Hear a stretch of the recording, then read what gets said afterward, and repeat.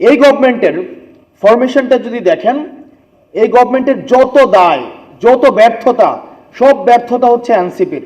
BNP সহ অন্য দলের অংশ থাকলেও অন্তর্বর্তী সরকারের সব ব্যর্থতা ও সীমাবদ্ধতার দায় জাতীয় নাগরিক পার্টিকে নিতে হচ্ছে বলে মন্তব্য করেছেন এনসিপির মুখ্য সংগঠক হাসনাত আব্দুল্লাহ। কিন্তু এই গভর্নমেন্টে যারা আছে, এই গভর্নমেন্টে বিএনপির অংশগ্রহণ রয়েছে।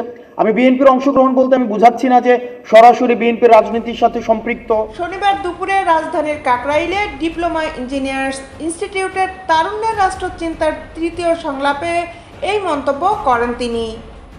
হাসনাত আব্দুল্লাহ বলেন, মানুষ এনসিপির কাছে নতুনত্ব প্রত্যাশা করছে। এখানে জামাতে ইসলামীর এখানে প্রপোজড অনেক এখানে উপদেষ্টা হয়েছে, এখানে বিএনপি প্রপোজড অনেক উপদেষ্টা হয়েছে। তিনি আরও দাবি করেন, মিডিয়া ও সেনাবাহিনীর একটি অংশ বাংলাদেশের বিরুদ্ধে কাজ করছে।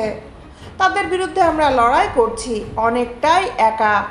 আমরা মিডিয়ার চোখে চোখ রেখে কথা বলছি, সত্যকে সত্য ও মিথ্যাকে মিথ্যা বলছি।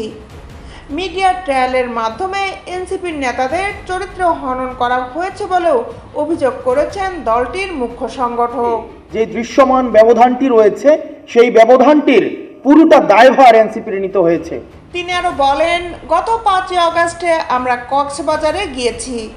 মিডিয়াতে বলা হলো আমরা বাংলাদেশে নিযুক্ত সাবেক মার্কিন রাষ্ট্রদূত পিটার হাসের সঙ্গে মিটিং করেছি। তবে আমরা মিডিয়া বিরোধী নই, কিন্তু মিডিয়ায় বস্তুনিষ্ঠতা চাই। ব্যবসায়ীদের কাছে রাজনীতি বন্দী হয়ে গেছে উল্লেখ করে হাসনাত বলেন, রাজনীতি রাজনীতিবিদদের হাতে থাকতে হবে। শুরু করেছে এই গভর্নমেন্টের দায় নিয়ে। এখন দেখেন, গঠনের পর থেকে এনসিপির অর্জন কম নয় বলে দাবি করেন এই নেতা।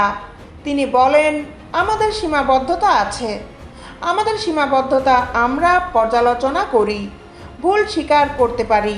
আপনারা পরামর্শ দেবেন, আমরা সংশোধন করে বাংলাদেশপন্থী রাজনীতি করব। দেশ বিদেশের আপডেট নিউজ পেতে আমাদের সাথেই থাকুন। Justice television, Dhaka.